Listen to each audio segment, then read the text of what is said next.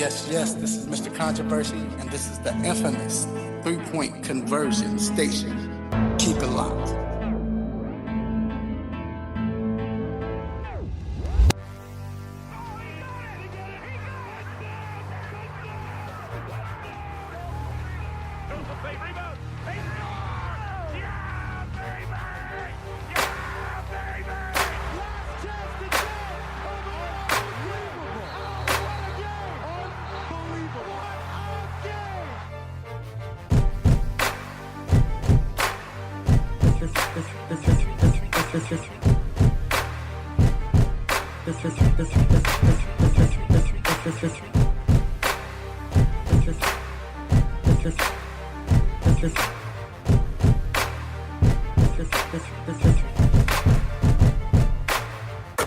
The 3-Point Conversion Sports Lounge. Good morning, everybody. What another beautiful Saturday morning. It is Cinco de Mayo. Cinco. Everybody celebrate this, and most of us is another excuse to party. But anyway, it's a great day. It's sunny outside, but we're about to talk some sports, man. And if you don't know, you've entered inside the 3-Point Conversion Sports Lounge. And I am your host, Mr. Controversy. Did you miss me? And, of course, I'm not doing this by myself. As you heard earlier, I got my road dog, my man, Mr. D Intellectual. What's going on, sir? Yes. We thought it was going to be a beautiful day. It looked like it's going to be an overcast. I know, man. I don't know what's going on. But it's supposed to be 82 degrees. So, like I said, it's Cinco. So once people get that liquor in, nobody cares. Make it happen. But anyway, we're going to have a great show. Well, first, we got maybe the silent one on the ones and twos. My man, G, can you speak? Yo.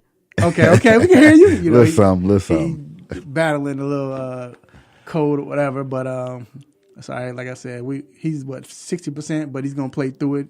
No punk.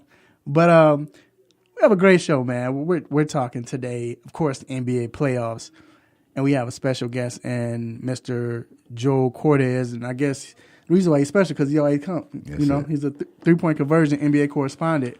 Also, we have Joshua Frazier, the former DT Alabama Crimson Tide, a defensive tackle. He was on the show. He's with the Next Level Series for the 3-point conversion. He got drafted by the Pittsburgh Steelers. Pittsburgh, yeah. Congrats to him. He was all on the page. We had plenty of pictures of him and everything. Right. He made it. He made it, man. So he's coming on to talk about that experience. And we're going to talk the Matt Ryan situation, that contract, and tie it in with the free agency, man, and, how it's affecting free agency and so on. And then we're going to talk some Major League Baseball. The Atlanta Braves, they're looking good. They're balling. Balling. Yeah, but we're going to talk about another player that's out there balling, that's got his team, the best team in the Major Leagues, Mr. Mookie Betts. And stop it, what's on my mind, quick hits, you know how we do it. So, man, it's time to get ready for these quick hits. You ready? Yes, sir. Let's get it.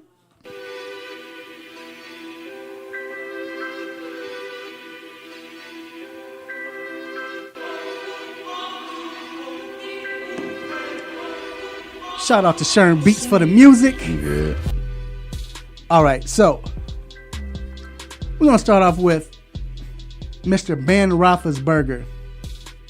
Said he was surprised that the Pittsburgh Steelers drafted Mason Rudolph in the 3rd round. Now, this is after he said he would play. Remember, he came back and said he was going to play 3 to 5 years. Last year, he said he ain't even know if he was going to continue. And this is what he said. He stated that he thought in the 3rd round that they could have gotten somebody who could have helped them right now. Ready now. Instead of, So that's not what I'm mad about him saying. Okay. I'm mad about him saying that he's not going to mentor him. If the guy asks a question, he's going to have to point him to the playbook. And that's horrible. Like seriously? You know who that sounds like? That sounds a little Brett Favre-ish. Yeah. You remember when Aaron Rodgers got there? Yeah. Like what? Like, dude, you're supposed to be a mentor. You're supposed to help. You're supposed to continue on with the thing. Huh? Peyton Manning did the same thing. That's bad too. So when did he do it? To who? Well, any backup that came in Yeah, anybody, right? to where Peyton Manning, he took all the practice reps. The backup didn't get any reps in practice. It's probably the same thing with Roethlisberger. Right. The backup don't get any reps in practice. I'm taking all the reps. I'm leading the quarterback meetings. He was sick. I'm leading the film session. All that. He Doing was everything. he was sick. That's like jerk. That's like jerkish. You know what I mean? Like, Yeah. That's how veteran quarterbacks get when they pick up a quarterback and they feel threatened. Is this? why feel threatened like that? First off, to me, Ben, last year you just said that we didn't even know you was gonna play the following year from then. Right. Now you saying 3 to 5, dude. Next year you might be like, He gonna be tired. I'm good. I'm gone. And you want us to be sitting on our hands, waiting, trying to figure out what we gonna do? Yeah, he's bugging. That's crazy. Whatever, man. Also, last night, just quick. We ain't gonna get into it. I just gotta mention. I mean, Right. you know those New Orleans Pelicans, the baby Pelicans came in and they whipped up on Golden State Warriors, and then the second game, Utah Jazz realized and found out that they're the Utah Jazz, and Houston whipped up on them. But we're gonna get into that later on. Definitely. Moving on. Garbage. So the New York Mets are going to designate Matt Harvey, pitcher Matt Harvey, once ace, who was garbage. That's coming from me, Mr. Controversy. He's garbage. But they're going to designate him for assignment. So he refused a demotion to go to the minors. So he's upset. Nah, the Mets like, all right, player, we got you. Peace. Yeah. Well, I'll let you. The fall from grace was quick. Because everybody was all on him. Yeah. It happens. So when I say garbage, just to clarify, this is somebody who everybody thought that was supposed to be great or was supposed to be great or very good. And they're not what you thought they were. He's garbage. Anyway, I was saying this before he got demoted. Right. So anyway, moving on. Speaking of Tiger Woods. Tiger Woo. He just survived the cut at the Wells Fargo Championship. And he did it by just making a lone birdie on his final hole. That's what saved him. What? Go ahead. I think we got it. We can be even here we said it. You know what I mean? We was so quick to Tiger is like, man, golf is one of them sports, man. You got to get back into it. And, you know, because he came quick doing that, the first event he got in, he was right there. We instantly thought he was, bam, Tiger back. Yeah, no, he got to get back into playing form.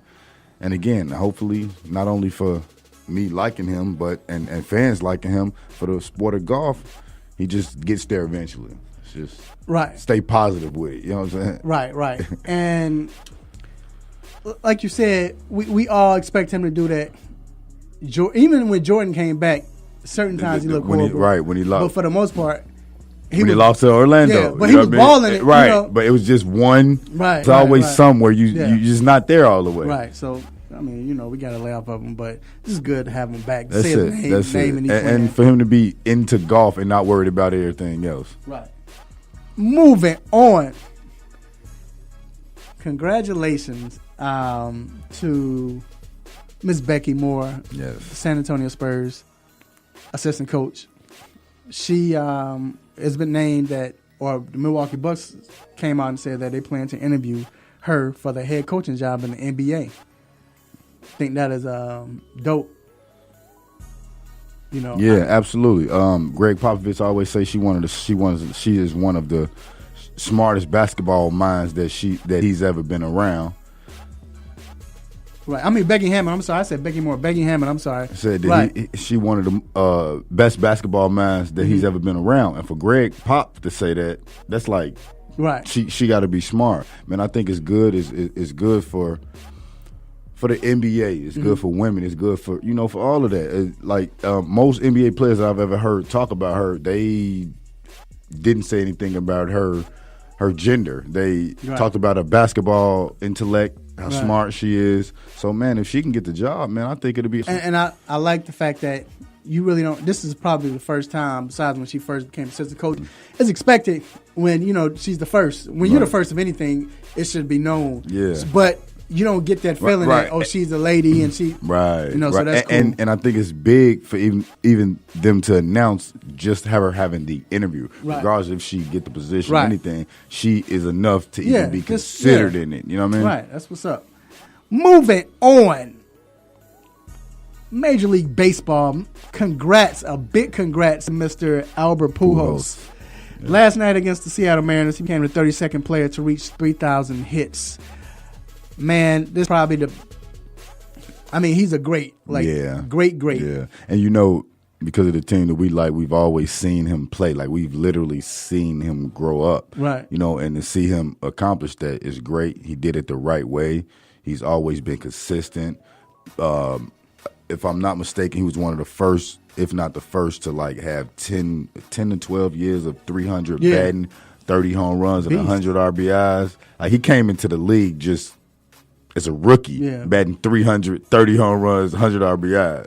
I'm not gonna lie. For a moment, I couldn't stand Albert Pujols, but like I said, he's a good guy. He's good for baseball, and he just put the numbers up. Yep, he did. And last but not least. Let me emphasize on that least. Least, very least. LiAngelo, man, can I get a stopper for Uncle LeVar naming him LiAngelo? But still, stop it. LiAngelo Ball, he didn't receive an invite to the NBA Combine. I'm not sure how that's a big surprise like that. That's what I said, but this is 16, 17. No, LiAngelo in college. LiAngelo's the middle one. He's the middle one. Okay. That's definitely not a surprise then. But he can shoot, though. I think shoot what? I think if he get in the NBA, he can shoot. He's the people. It's his Melo is the Melo is the smallest, shortest one. The youngest one. But LiAngelo, he can shoot. His problem was he got in trouble with that situation. Right. He couldn't put he couldn't showcase his skills. Yeah, and that's his fault. That's all on him. Yeah. Like, that ain't on Onk. That ain't on none of them. That's just because LiAngelo messed up when he went to China. But even still, he was maybe a fringe first rounder even before any issues. Because, people looking at him, he's not Lonzo. Right. He's not LaMelo. He's kind of, in between. He may make it just off the name or so, All right, so look, that's going to wrap up Quick Hits. We're going to take a quick break, and we'll be right back.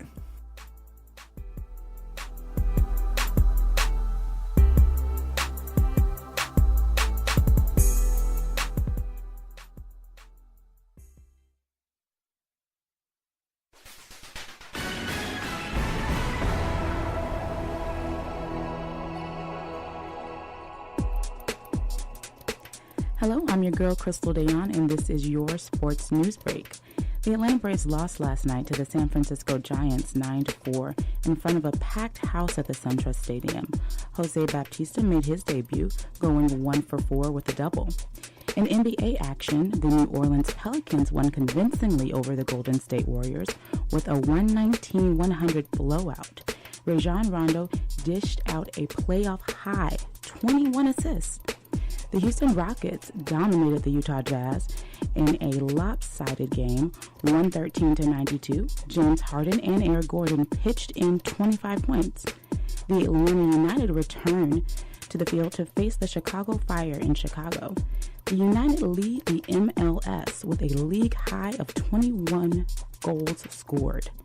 Make sure you follow the 3-Point Conversion for all your major sports news updates. It's where fans' opinions matter.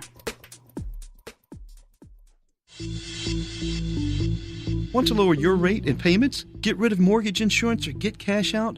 Find out about your best refinance options by tuning into the Get Mortgage Fit radio show with Alex Michaels and Carrie Kasem, Monday afternoon at 12 p.m., Tuesday and Wednesday at 3 p.m., and Sunday mornings at 10 a.m., where you'll learn everything you need to know of mortgage loans, today's rates, FHA, VA, and more. Call the Get Mortgage Fit Show on the Real 1100 AM at 800-827-RATE. That's 800-827-RATE, or visit them online at newamericanfunding.com. Hey, what's up, everyone? It's your girl, Kelsey Nicole Nelson, and you're listening to the 3-Point Conversion Sports Lounge. Stay tuned. Gonna be a great show.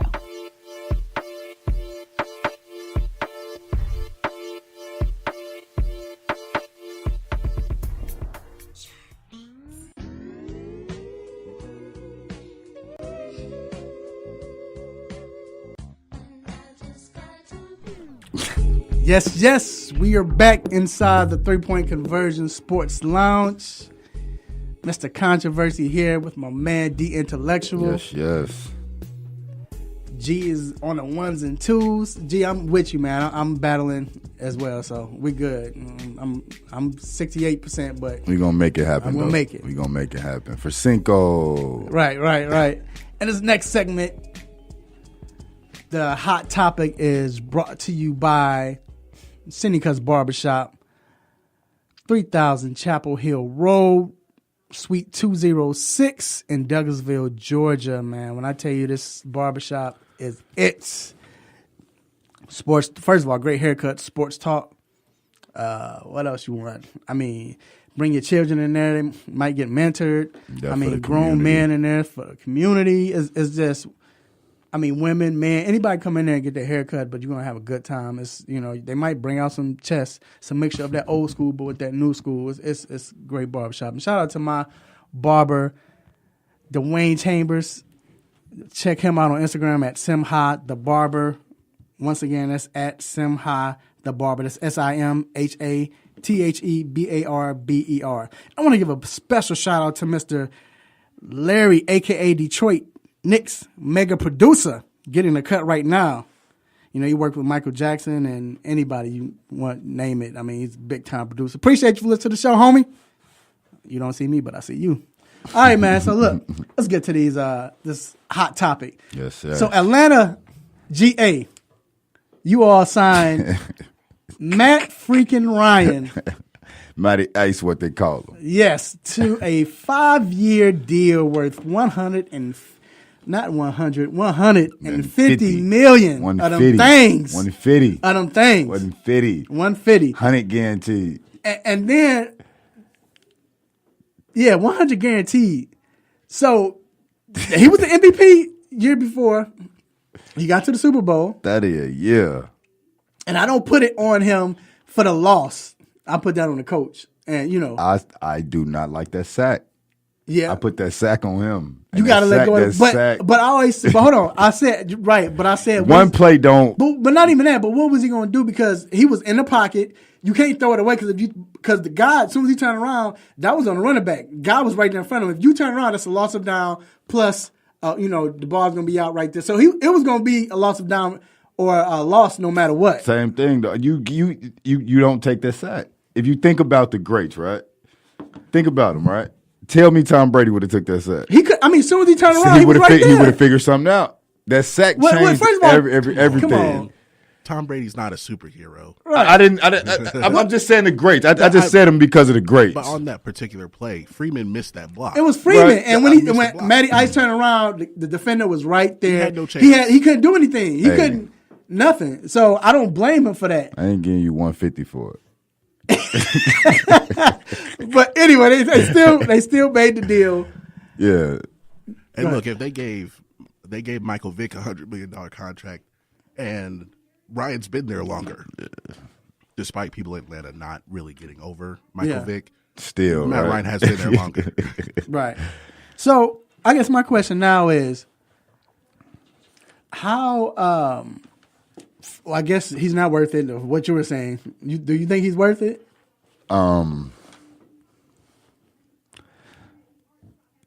So the thing with that is, you right? already started off like The thing with that, right, is I mean, you don't find quarterbacks like that, right? You don't, Right. you don't.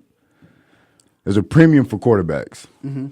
If you don't pay him, he probably gonna leave and get it anyway, right? Right. And then you sitting on your hands trying to figure out what you're gonna do. It's one of them situations where you kind of got to give it to him regardless, but you also gonna be paying him $30 million when he 37 years old. Right. Like, that's a lot of money for him. And not to say he hasn't performed But he hasn't won. He hasn't won. No, I mean, he was the MVP. Right. And I think because he didn't get it that time, he shouldn't have gotten it. And go ahead, G. Well, compared to the other quarterbacks who've gotten big contracts, he's done more than Matt Stafford. Right. He had to get more money than him. Right. He's done more than Garoppolo. He's done more than and Kirk Cousins. And he's done more than Kirk Cousins. So he had to get more money than them. Right. Yeah. So now I think it set the standard for what Rodgers is going to get.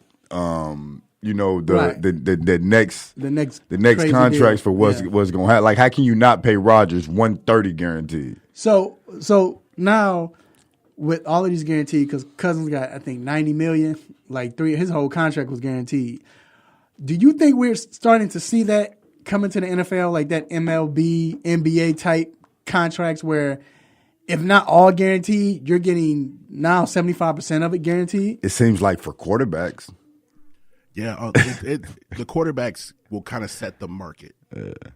Kirk Cousins played it smart. Like he is a hero. Yeah. On the financial side, because like, okay, give me the franchise tag, I'm gonna go out there and play. You still didn't draft a quarterback. You give me the franchise tag again. You still didn't draft a quarterback. And I so put numbers up. And he put numbers up. Yep. So you got to make a decision. Either pay me to a long-term deal, or I'm going to get my long-term deal somewhere else. Because the franchise tag is meant to give the team, and the player more time to negotiate. Right. He made a lot of money. The point is not to keep doing it again and again. Thinking about that, he made a lot of money, and then he got the contract from Minnesota. Like he made a lot of money. 45 in 2 years. And now he got what, 80-something guaranteed? Yeah. So now let me ask you this then. If that's the case, so with free agency, you know me, right. Man, I've been thinking about this. For players, it's great. We know because now they have the freedom to either say, I don't want this, I want to move here. Right. Great. But do we think this is kind of messing up the NFL as far as franchises and just the NFL period? I mean, and what I say by that is, think about it. And me and D talked about this off air. Now you're only allowed to have maybe 3 superstars. Maybe 2 to 3. Maybe a quarterback, the wide receiver, and a defensive player. And a good defensive player. After that, if any player becomes real good and very good, if their contract's up, you're going to have to let them go. Right. I mean, I think. Go ahead. As a perfect example, we use the Jacksonville Jaguars as a chance. They defense, which they paid for some, but they drafted a lot. Once they start having to pay them. No. Let me give you a better example. The Seattle Seahawks. There it is. They all came in together, which they took advantage. That was great. Right. When they had it, they got it. It was like, all right, who we got? Who can we choose? They almost in a rebuild now. It's like a rebuild. Right. So my thing is now you don't have those teams like, and it's good because of parity, but still, is it too much parity? I mean, think about it. You had the 49ers, Dallas Cowboys. Like, it would have never been a Dallas Cowboys. You don't have dynasty. That's why New England is so great, and that's why I give Brady and Belichick so much credit. You better not have a good year with them. Yeah, you have a good year with them, they'll cut you. It's a wrap. They'll let you go. It's a wrap. So, do you think it's messing up the NFL?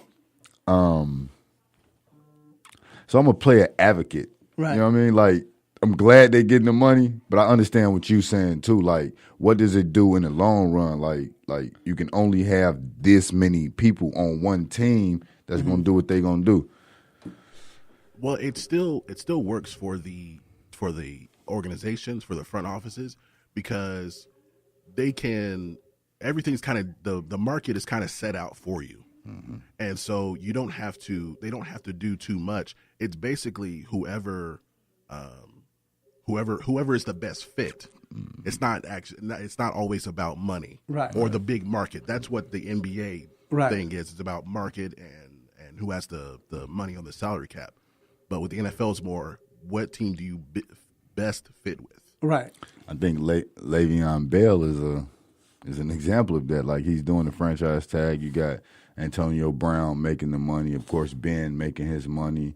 Right. And not to say they don't have the money for Le'Veon, they just kind of don't want to pay him for something. Then Brown had to restructure his contract. Yeah, he had to restructure his contract.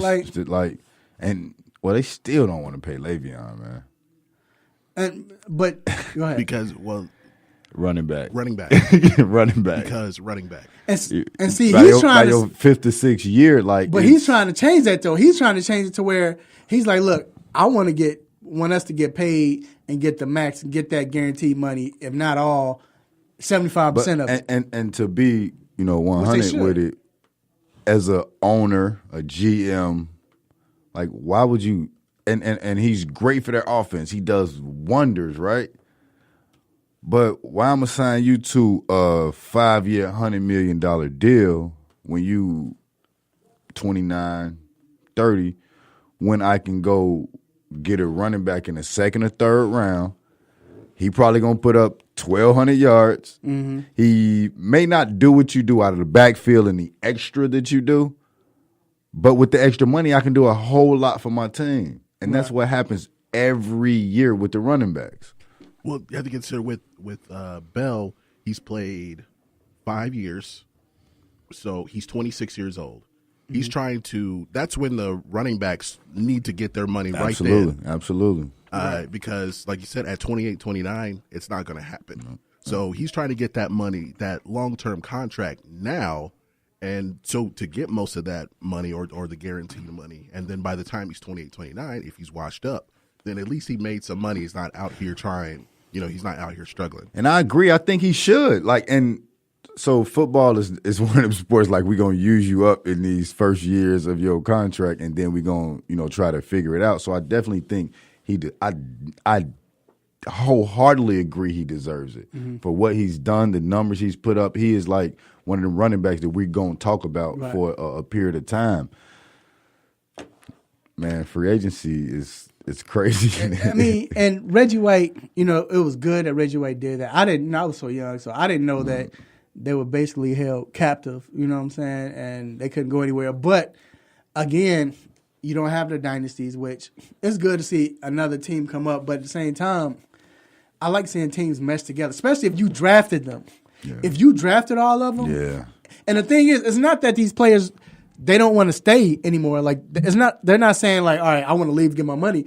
They want to stay with the team. Seattle, everybody wanted to stay with each other. Everybody, they just got rid of. You couldn't because of this cap, and they raised the cap. Yeah. But still, because of free agency, and like I said, with these deals, it just seemed like they messing up the flow of teams.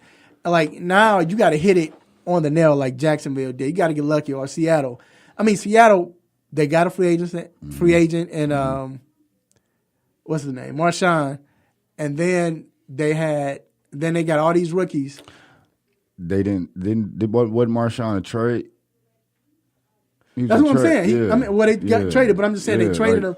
But still, then you got all these rookies that came in on the defensive end and changed everything. Right, they lucked up with grabbing Russ and they grabbed Russ. They had Richard Sherman. I think they had what's the other guy?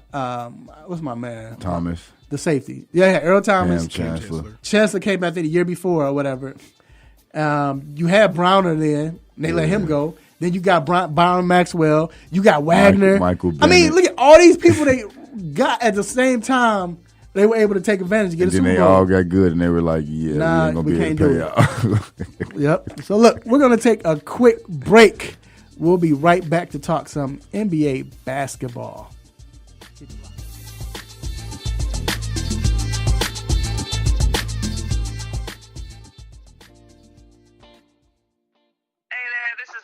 Clarendon, point guard for the Atlanta Dream, and I listen to Mr. Controversy on the 3-Point Conversion Sports Lounge.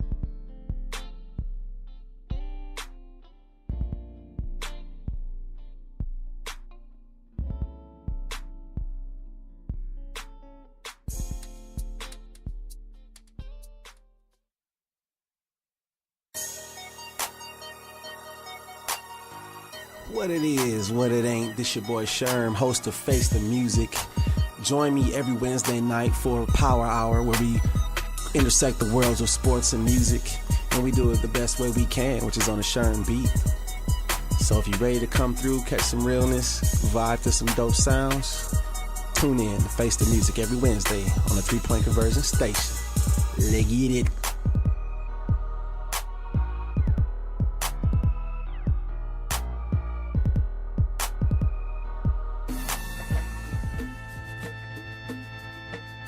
What's up? This is Anthony Hamilton, and you're listening to the 3 Point Conversion.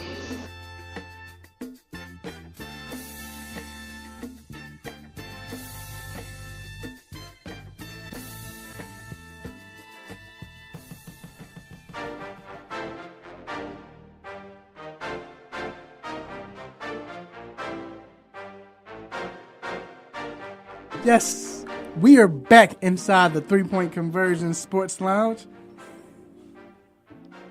Mr. Controversy here. Oh man, the intellectual. Yes. Another great day. You doing anything? You gonna Cinco. celebrate or kick it with your fam? Look, something. I mean, I do this already on Saturday, so it's not per se for Cinco. It's just everybody want to now call it and get together. Let's do something, but I don't know. We'll see. I suppose we're doing something. I'm supposed to be kicking it with some shrimp tacos. Yep. Some shrimp tacos. Eat meat. Meat is for losers. So anyway. While I go have a steak. We're back inside the Sports Lounge, the 3 Point Conversion Sports Lounge. And we had some NBA action last night. As we mentioned, the New Orleans Pelicans bounced back and they demolished. Yeah, they bounced back like Big Sean. Right, yeah, for real. And then Houston, oh my God, like I went to bed in the second quarter. They was up by 30, like 32. That was ugly. Before halftime. That was ugly. So, but we got to talk about not just those games, but the playoffs in general with the 3 Point Conversion NBA correspondent, my man, Mr. Joel Cortez. What's going on, Joel? Hey, good morning, guys. Thanks for having me. No, always, man. No problem. Happy to hear from you. So, let's start off. Okay, right now, LeBron somewhere probably shooting a 3-point fadeaway, getting ready for the night. And my question is, with this series, Cavs up 2-0, is it more of a mental aspect as far as the Toronto Raptors, or is it that the Cleveland Cavaliers are finding their groove now? I think it's a measure of both. There's no way it can't be a mental aspect after getting swept by Cleveland, a couple of times in the playoffs already. They've gotten trounced by them in the regular season for the past couple of years. LeBron has owned them, unlike so many other Eastern Conference teams. I mean, LeBron has been fairly dominant against the East in general, but he has definitely had Toronto's number over the last few seasons. So there's that aspect where, and the crowd feels it, the commentators feel it, no matter how far Toronto gets ahead in any given game, we're all going, yeah, but LeBron will probably come back. Yeah, the Cavaliers will probably come back. And then they do. That's the craziest part. Or Cleveland jumps out early in these games and kind of punches Toronto in the face, and there's nothing they can do about it. So, yeah, there's that psychological aspect to it. And then there's the fact that Toronto would have a shot in this series if LeBron is playing well, but the supporting cast was still not. Cleveland's supporting cast was really shaky during that Indiana series. That was well publicized. That's what helped Indiana hang around for so long. But now all of a sudden they're starting to gel a little bit. Guys are finding their spots, and I think more importantly, they're communicating on defense. They're not quite so porous. They're getting a few more turnovers, and then that allows LeBron to save a little bit of gas and use it on that other end for crazy fadeaway shots. Yeah, that was crazy fadeaway shot. He like 8 fadeaways in the third quarter. So let's talk Boston. We see Boston out there every time somebody go out, they stand up. It shows not only a testament to the team, but also their coach. But with that being said, who becomes the odd man out? I'm looking at this series going, this is not over yet. Even though Boston has had 2 great showings against Philadelphia, now it goes back to Philly. I think that home crowd is going to really amp up the Sixers the same way that Boston got a lift being at home. Boston is the more well-disciplined, battle-tested unit. We just saw the way that all those guys have been completely on the same page, whether it's been defensive rotations, whether it's been screen setting, boxing out for other people. And then they've knocked down some big shots as well. You can't take anything away from what Jason Tatum has done, Terry Rozier, especially Marcus Smart had a nice scoring game the other night. So they've played really well. At the same time, Philly had an awful shooting night in Game 1. They were like 5 of 29 from downtown, the kind of thing that you're not going to see too often again from them.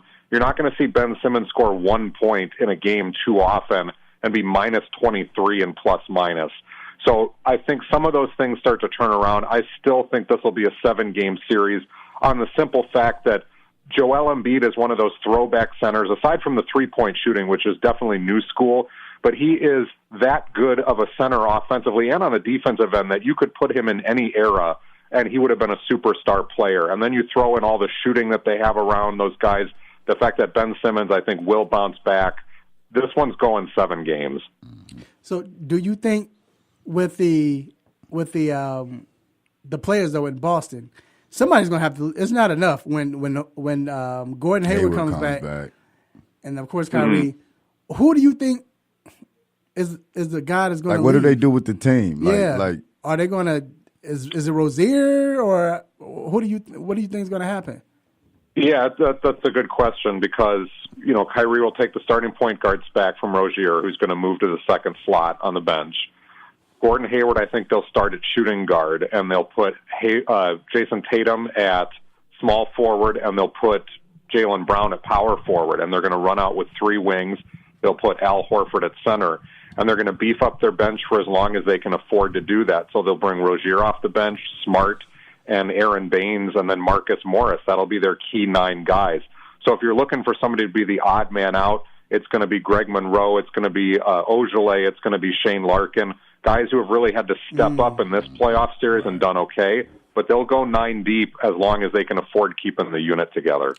And once again, we're here live with Mr. Joe Cortez, the three-point conversion NBA correspondent, and we're talking NBA playoffs. Now, last night, as we mentioned, New Orleans Pelicans, they almost embarrassed the Golden State Warriors. Almost? Well, I guess they did, but do you think they really have a chance now to take this series? I mean, I know it's only 2-1, but is there really a chance that the Pelicans can win this series? I don't believe so. I think they have a chance to win another game, maybe even 2, and make it really interesting. But I looked at last night's game, and I'm going to throw this one directly at Coach Steve Kerr's feet because as great as he's been with his substitution patterns, his lineup changes, occasionally throwing curveballs like he did in the previous series with, getting Nick Young in the starting lineup, and before that it was Andre Iguodala. I think he overthought things by bringing Steph Curry back into the starting lineup as soon as he did, and most importantly, by going big with JaVale McGee in the starting lineup.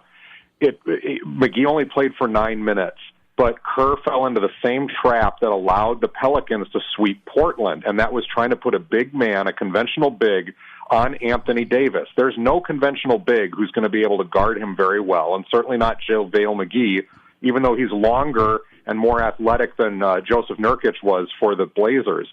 But the big thing that happens there is when you put that big on Davis, he's going to do his thing either way. And now it opens up Mirotic as a forward to be able to get into an offensive rhythm, which he did from downtown last night, because he's got a conventional matchup that doesn't challenge him so much on defense either. And the Warriors fell into that trap. The other thing that happened is by moving Curry into the starting lineup, it took him out of rhythm when maybe he was losing his legs a little bit, just coming back from sitting so long, second game in a row. He didn't have his rhythm with all the other shooters around him, and Golden State had no punch off the bench. Iguodala cannot give them a spark in the second unit anymore. That's why it was so great to hide him in the starting lineup in the previous series, because he didn't have to give you much except for a little bit of defense and facilitate all the shooters they had. So if you're not going to play Quinn Cook and get a scoring lift that way, I honestly think you move Curry back to the bench. Big words right there. So let's talk about this Utah-Houston series. We see them play very well in Game 2. They stole a game. Then last night we see what happens. Do you think Utah can be one of those teams with a rookie, Donovan Mitchell, leading them as a team? It's not going to be this year. I mean, I do think they can steal one more game because Utah really reminds me of Boston in so many ways. Yeah, they're a little short on star talent right now, but they've got enough of it. Donovan Mitchell has certainly proved himself to be an NBA star already as a rookie, but he is a rookie, so these nights, they will come. Utah is a very battle-tested, well-drilled unit as a starting group. They're a little bit short on the bench, but they've been able to make it work. Alec Burks stepped up again last night, 14 points. But if you're going to get 2 points from Derek Favors and 6 points from Joe Ingles, who both had bigger games in the series and especially in the last series against Oklahoma City, Utah doesn't have a chance. The big adjustment that Houston made last night is instead of trying to guard, the smaller Donovan Mitchell with guards, they stuck bigger wings on him. They had Trevor Ariza on him from the start. Then they brought Luke Mbah-a-Moute onto him in the second unit. So they put a lot of length on Mitchell, who at 6'3", we know he's got plenty of lift. His quickness, his lateral quickness is amazing. But it messed him up a little bit. And they also taught Clint Capella and some of their other bigs to stop jumping immediately with Mitchell. His hang time is so good that he gets you up in the air, and he's still up there when you come down. So you saw Clint Capella wait to jump. He'd wait a split second to then go contest the shot. And those are the type of playoff adjustments that good teams make. And now it's going to be Mitchell's turn to watch that film and adjust his angles of attack. And he's going to need teammates to knock down shots and, more importantly, to be able to stop some of those rocket shooters who got loose like Eric Gordon. Yes, sir. One more question, one last question, and I want your opinion. We can do it I know you have to go in a minute or less. I want you to talk about this David Fizdale pickup with him going to the New York Knicks. What do you see happening? Is this a good pickup for the Knicks, for him, or what do you think? I think it was a good risk, and I say risk not in a severe sort of way, but David Fizdale had a lot of shine coming out of Miami as an assistant there during the LeBron James era. There was a lot of guys who swore by him. There was a lot of people who said the players were closer to Fizdale than they were Eric Spoelstra. So there was high hopes for him as a head coach, and then he went to Memphis and almost immediately began feuding with a lot of his star players there. It didn't sound like he got along with Marc Gasol. Mike Conley was kind of cold with him. He didn't really have the team, it seemed, for whatever reason, and it might have just been that mixture of guys that was there. It might have been the fact that Memphis has been a team in decline over the last couple of seasons. Whatever the case, David Fizdale deserved a second chance. Going to a team in New York that's kind of on the way up, that has a lot of potential in front of it, that's a really good thing and a good chance for him. But it also is a risk because he comes now with that baggage of, he couldn't get along with his star players previously. Is that going to be an issue in New York? And that risk also comes with the fact that we know how quick the hook is with the New York Knicks, that you don't get second chances. You last a season or two there at best if you don't produce results. So he's going to have to turn these things around quickly on a team that doesn't have a lot of depth, that has Kristaps Porzingis coming back from a major injury, and that still is young. So it's a risk worth taking because it's a mid-level up-and-coming coach on a mid-level up-and-coming team. This is the time that you try that and see what upside is there. All right. That was great analysis right there. I do agree with you as well, too. So, but, yeah, I think that's going to be an interesting situation up in New York. So hopefully, I hope and wish the best to Fizdale. But, Joel, I appreciate you for coming out once again, sir. And make sure you all follow Joel on Twitter at @BBallJoel. Once again, that's @BBallJoel on Twitter. Appreciate you, sir, for coming on once again. And you have a great and wonderful day. Anytime, guys. Thanks for having me. No problem. Absolutely. All right, we're going to take a quick break, and we'll be right back.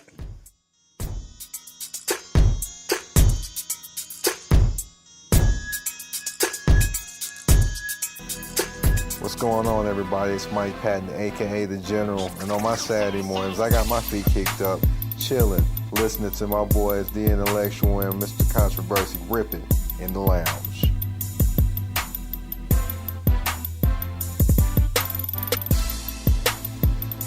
Okay, So where do more Americans turn first in the morning to start their day? Go on, tell them, Robin. Good morning, America. George. Good morning, America. Lara. Good morning, America. So take it from Robin. Put some good in your morning. With ABC's Good Morning America. Have you been looking for a radio station that gives you sports? I don't believe it! It's a touchdown! Entertainment? Are you not entertained? And other special interest talk shows? Well, isn't that special? All on one app? Yo, that's dope. What app is that? It's the real 1100 AM app for WWE. Grab it for free in your Google Play or Apple App Store today. You're back inside the 3-Point Conversion Sports Lounge with Mr. Controversy and The Intellectual.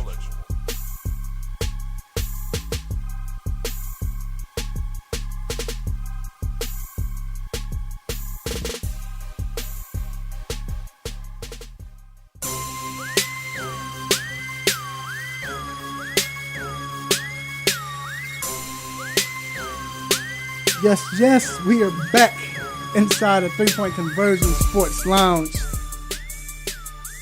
Having a good time. You hit a beat. Yeah, I know, right? Sharon Beats. Follow him on Instagram at Sharon Beats. The man is a beast. Should be Sharon Beast. All right. This next segment, What's on Our Mind, is brought to you by Sucker Free Life LLC. Make sure you live your truth for the world to see, because everyone can be sucker free. Purchase your apparel today exclusively at facebook.com/Sucker Free Life LLC. That's SuckaFreelifeLLC.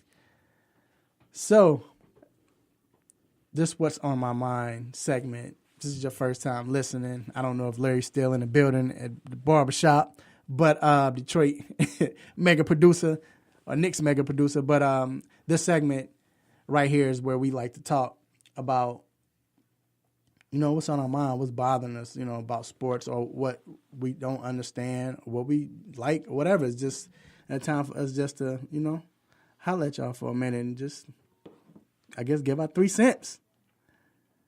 And what's on my mind today, I want to go back to this free agency. And I want to thank Miss Nashina Quick from Quick Out the Blocks. She better be listening too. But I want to give her this shout out because she brought this to my attention. I'm about to expound on it. About to murder this. No, I'm just kidding. But I'm thinking about this free agency situation with Matt Ryan. And she brought up a good point. She said it's great, but why don't we never see mobile quarterbacks getting money like this? First I thought, well, maybe because they're prone to get injured quicker, But when you think about it, the mobile quarterbacks that run, you rarely see them getting injured by running. I mean, you can even go back to Randall Cunningham. He diving over 8 people doing cartwheels and flips in the air and wouldn't get hurt. But then somebody run right past him and grab his arm to try to sack him when he's in the pocket. He out for 2 years, and it's just weird how that happens. But when you think about that, it made me wonder, it's like, you know what? It's a good point, because right now, if you think about it, the future today are mobile quarterbacks. Then, because the pocket pass is a dying breed, but with mobile, you got to have some type of mobility.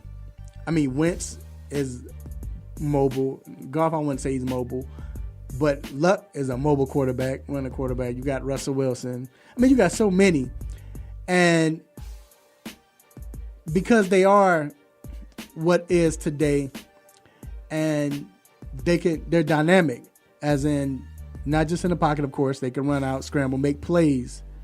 Why aren't they getting that money if this is what it is today? And I always said that I felt like that owners or GMs or whoever making the decision, that when the mobile quarterbacks, they're doing well. They tend not to get great offensive linemen. Luck, Russell Wilson, Michael Vick, RG3. I could go on. Why is that? That's not right, They don't get, like I said, they don't get the money. They don't get the protection. They really don't get receivers. But yet still, that's the future of today. That's what they say. Or that's the now, right now. So I don't think it's fair that I'm not saying that Matt shouldn't get it because he was the MVP. But when you do have a dynamic quarterback like Russell Wilson, or Andrew Luck, these type of players, why aren't they getting paid? Vic was probably the only player I know to really get paid more than what he should have gotten, And that was a blessing. That was still crazy thinking about that. But for the most part, these mobile quarterbacks, running quarterbacks, whatever you want to call them, they don't get the paychecks. They don't get the protection. They don't get the wide receivers. But yet still they're expected to do everything. And that's what's on my mind. Yeah, you're absolutely right. They not gonna pay him because they, like you said, you're gonna get hurt. So I'm not gonna put all this money into you. But they don't get hurt. That's the funny thing. Yeah. Vic never really got hurt because of running. Yeah. Well, Luck got hurt because of no offensive line. Right. That's what I'm saying. That's what I guess that's what the GMs feel. You know what? They're mobile. Don't worry about the offensive line. Right. We're gonna let them just get hit up. That's a problem. What's on my mind? Let's talk about Charles Barkley, and Draymond Green. So earlier this week, Charles Barkley said that if he was now he didn't even say if he was playing. He said if he saw him or he wish he could just punch him in his face. He wish he could just knock him out, punch him in his face. You've heard people say, well, Chuck didn't mean it this way. He didn't mean it that way. I'm sure he meant it if he was playing at this time period. When you're in the media, you can't have you're not supposed to have a biased opinion. You're definitely not supposed to say things in that manner, whether you agree with the player or anything. That's not what you're supposed to do. And for him to say that, Draymond Green mother told, she tweeted, I think it was something to the effect, if you think Shaq had you running the other night, touch my son. It's going to be a problem. And, we all heard what Dre said, too. Dre pretty much said, man, if that's what you want to do, then next time you see me, get up with me. Which is, as a man, that's how you feel. And that's what you're supposed to say. If somebody say they want to put hands on you, that's what you're supposed to say. But it goes back to Chuck, and I hear it a lot, this isn't the first time. When he's on the show, he's been Chuck, but when he's in their face, he's being Charles Barkley, the mentor. I like you. You're one of my favorite players. But when them lights come on for TNT, it's a whole different ball game. You can't do that. You know what I mean? You're dealing with grown men, first off. And there's nobody that's going to allow you to say what you want to say on them on air. But then when you get in my face, you got a whole nother different aspect to what you're doing. You're telling me I'm a great player. You're one of my favorite players. I like what you're doing. And then tomorrow night, during the broadcast, you saying, I can't stand this guy. This guy is this. I wish I could punch him in his face. You can't do that, Chuck. You got to do what you're supposed to do. First off, you got to be a media personality, which is what you're doing, but you can't be biased. You need to, you need to let players be who they are. And even with that being said, what Dre and Rajon has been doing, even Rajon himself has been saying it's nothing but being competitive. They both, from their coaches to anybody that's ever played with them and said they are very intense competitors.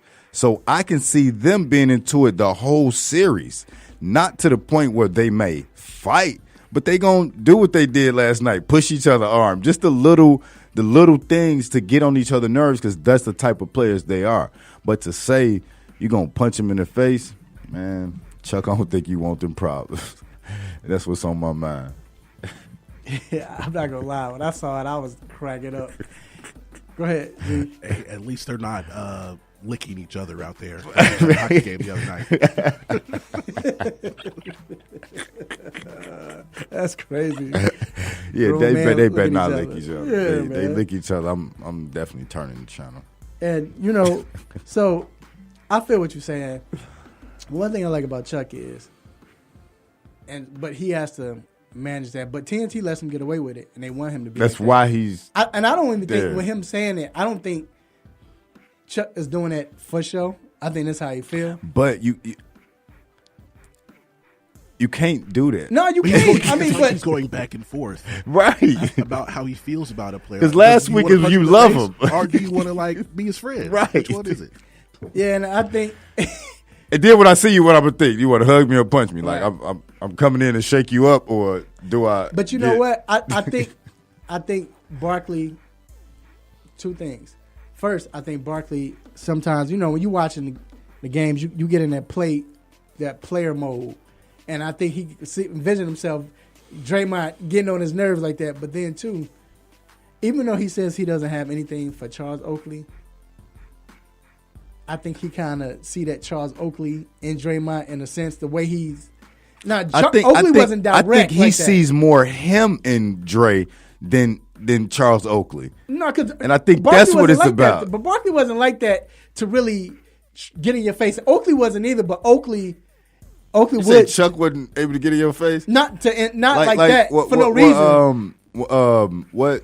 Like Jalen said, or was it Jalen? Yeah, he spoke on it, right? Uh-huh. Or was it Jalen? It was somebody, I can't remember.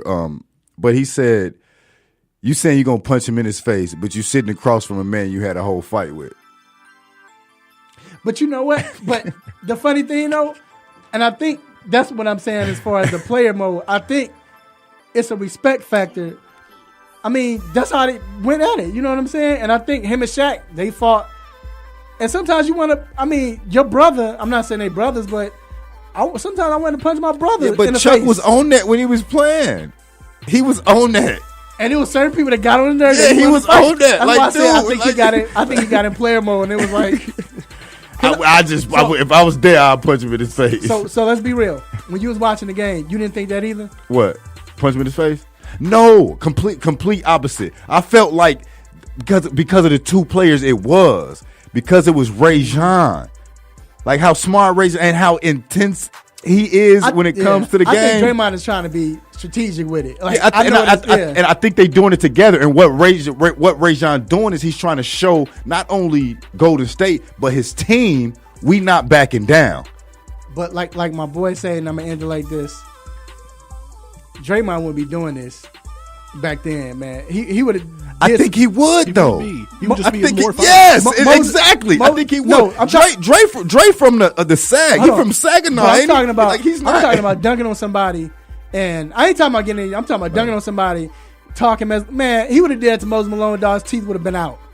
It just would have been doing that. It just would have been that then. He would have been in more fights. I don't think Draymond would have done that. Man, that's who he is. But I love it though. You know what I'm saying? Like, but what I can respect, and I think we talked about it with KD. This is what he's been. It's not like it just they won a championship and the switch went off and he's like, I'm this guy now. No, Dre been on this. Right. No, you're right. You're right. And so I've met him, right? I met the whole Golden State team the year before they won the championship. He's a real cool, funny dude, you know what I mean? But when he get on that court, it's business. Right. That's it. It's business. Look, we're gonna end it like that, man. We're gonna take a quick break, and we will be right back with the Stop It moment.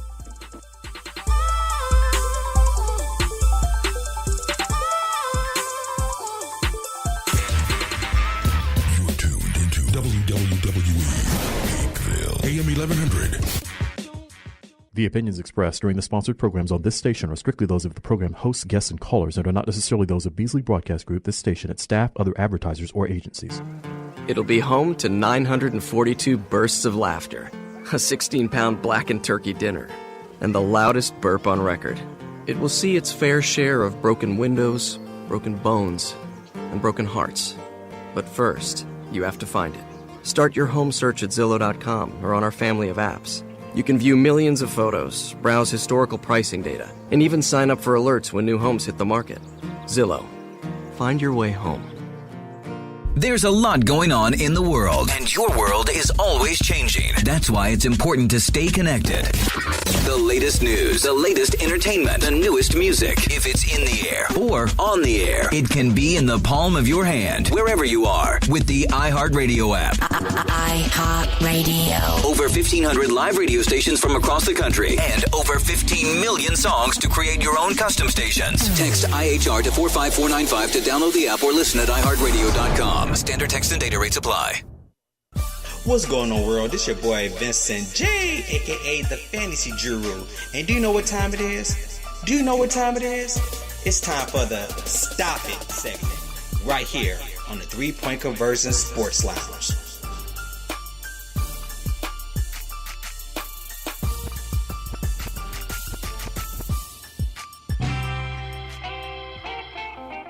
No mercy. Don't let up on him. Go hard on him, Mr. Controversy. Hit him with the stop it button.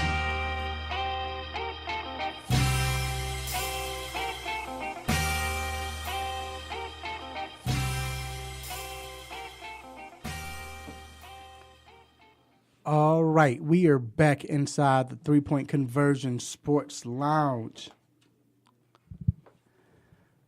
Once again, I want to thank everybody who's called in before, who's listened to the show, who's recommended the show. We appreciate you all for doing that. Definitely appreciate you all. And, you know, this segment right here, if you don't know, it is the most infamous, it is the most famous Stop It segment. Let's get it. Stop it! Stop it! Stop it! Stop it! Stop it! Stop it! Stop it! Stop it! Yes, S-T-O-P, new word, I-T. Stop it! Stop it. Get some help. STOP, new word, IT. Stop it.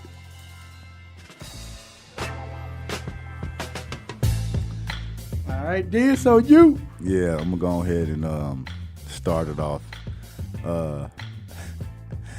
My stop is going to go to the Toronto Raptors.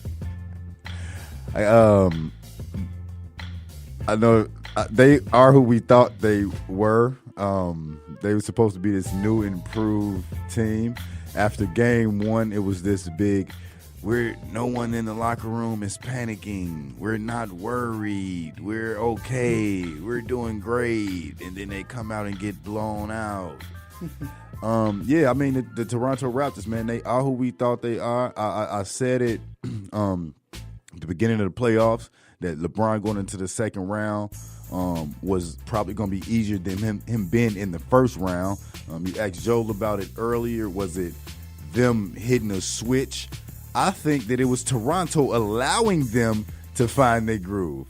I mean, they are who we thought they are, and they trash, man. They trash. Stop man. it. That's it. Like you up. You never trailed in game one, and you lose in overtime. In game two, now, albeit LeBron had a great third quarter, a great one, but man, look, they are who we thought they are. They not no champions. They not. I personally think they finna get swept. I said it after they lost that first game, and I told you earlier before this even started, is that them going in the second round with Toronto is not going to be a series because LeBron beat them in that game in the season when they were down 15. He came back and took the game when they were supposed to be this new, improved Toronto Raptors team. Man, So weird for them. This turned into a what's on my mind. Forgot about stop it. Stop it. All right, I'm going to have 2. And again, you all call in. If you have a stop it, call in at 404-603-8770. We'll take 1 or 2. 404-603-8770. All right, first stop it. I have 2 of them. Speaking of LeBron James, after game 2 when LeBron James went off for hitting them fadeaways and all of that, on ESPN, on SportsCenter, they put up a stat that stated the top 5 the top 5 players with the most fadeaways in a game. Stop it. What? Stop it. What? Stop it. This was on there. It said. Did they just make up a stat? They I'm saying they made that a it stat. said the most fadeaways in the last. I'm sorry, the most fadeaways in the last 15 years. And LeBron. And of course they put him up against Jordan. And no, Jordan went on there. It was last like 15. Dirk and it was Dirk, Kobe on there. No, yeah, Dirk. Oh, 15. Klay Thompson, I think. Klay was in there. Like what? Like why is that even? Give him another one, G. I don't get it. Yeah, one more stop. Stop it. All right, and then that's horrible. And then this last one, I'm gonna have to bring in. Once she gets done, I'm gonna have to bring in Crystal for this one. So listen to this, y'all. And G, you know about this. This is mine. I heard this earlier. But Byron Scott's ex-wife, Anita Scott, they were married for 29 years, right? They got a divorce. Right. So she was getting 26,000 of them things a month. 26,000 a month, right? For the divorce, for spouse support. So Byron Scott got fired from the Lakers, and he's like, "Yeah, I can't afford to pay this." So they went to court, whatever. Now he's dating his girlfriend is Cecilia Gutierrez, and she would be a cast member of the upcoming season Basketball Wives. So when Miss Anita saw this, she was like, "Oh, heck no!"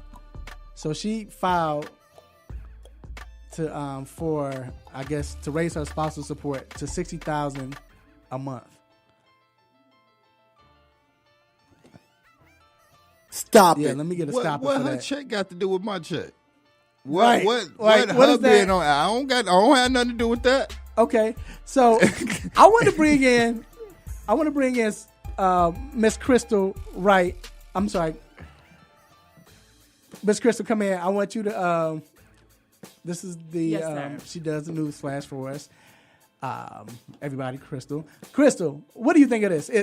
I want a lady's opinion because maybe I'm being biased. Man, what her getting on Housewives got to do with my check? Well, it's Basketball Wives, but she's just in her feelings a little bit.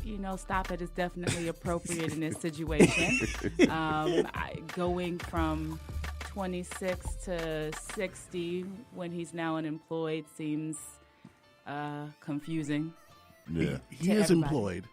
He works for ESPN, but his salary is $60,000 for the year. So can I get a stop for that? Because I think he's making more than that. Stop it. Yeah, well, that's what he said. That's what he said. I meant to say that. He said he's making 60. Yes, they fudging the checks for him. Well, I don't. hey, but you know what? Hey, they fudging the checks. It might be as many people they had to let go though. Giving them bonuses and stuff like, hey, yeah, we just gonna give you a signing bonus and slide this. He not making $60,000. I can't buy that. But I don't think she should get $60,000 a month either. Exactly. That's stop it. Absolutely. Stop it.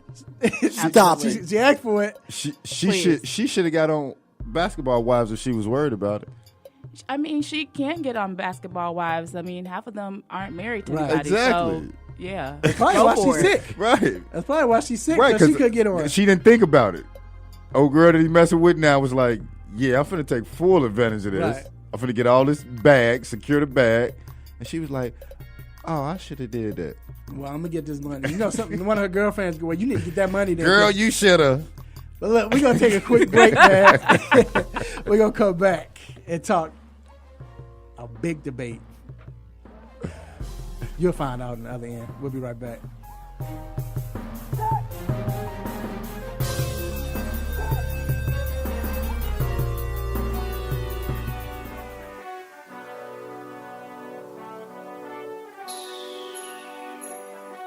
Let me break down to y'all what's so dope about the three-point conversion. First of all, everybody is a fan of the game first. Second of all, everybody is a student of the game second. And third of all, we're the average sports fan just like everybody else. We're not coming in here, walking with our nose tipped high, acting snooty, acting brand new. This is a grassroots organization. Bar none. The three-point conversion, where fans' opinions matter. Be sure to visit the website www.the3pointconversion.com. Get your fix, get your articles, multimedia, and everything else that you, as a sports fan, need. So again, the3pointconversion.com. It's where it's at, man, where fans' opinions matter.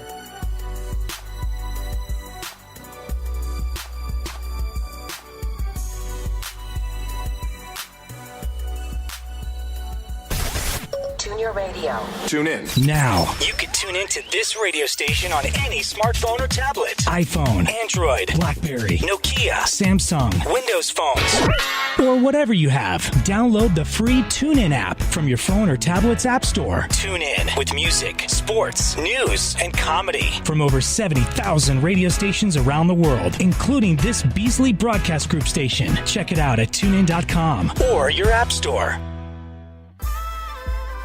You're back inside the 3 Point Conversion Sports Lounge with Mr. Controversy and The Intellectual.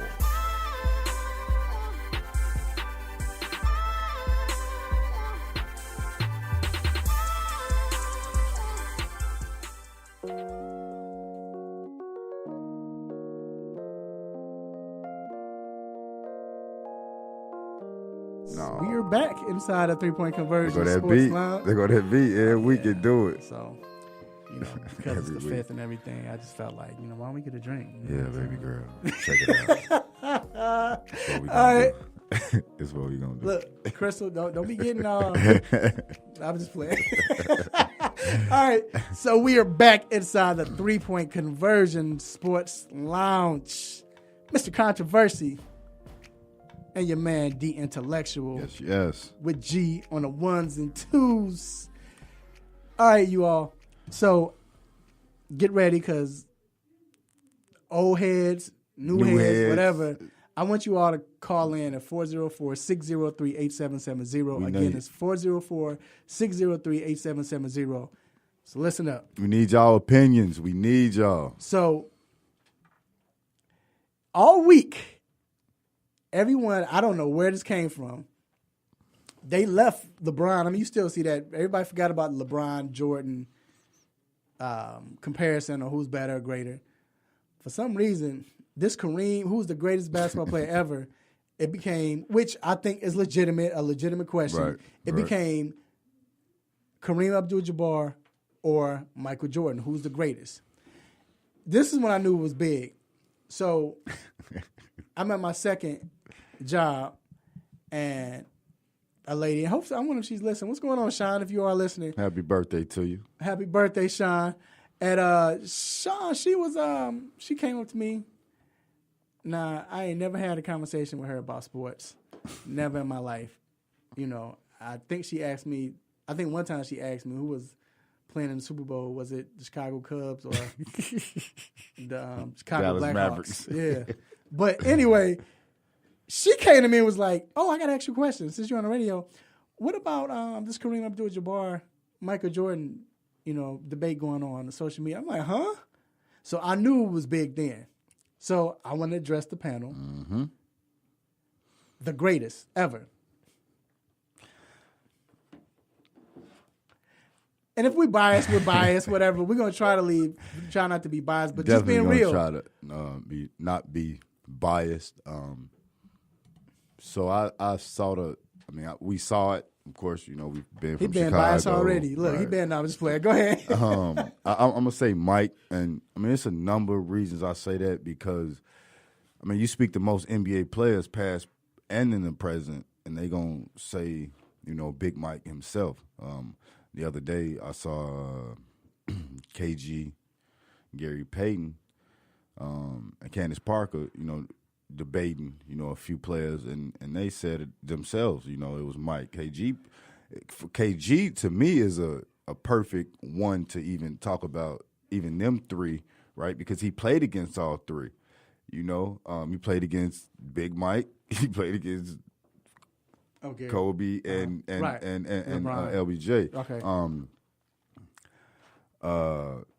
I think that Kareem is one of the greatest, and I think what maybe I didn't see much of him play. Did I see him play? Yeah, but of course I wasn't. It's probably not in my memory like that. I think what could have hurt him possibly, and what does it is, of course, eras.